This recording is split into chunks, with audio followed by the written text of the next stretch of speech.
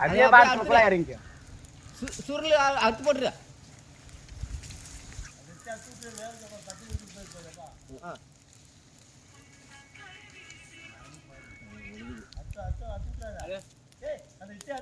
சுருண்டு அவ்வளோதான் வா.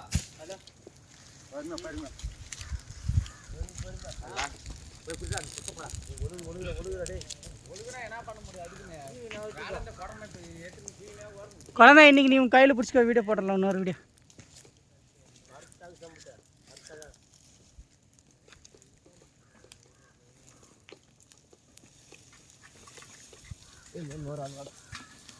விடு விடு விடு.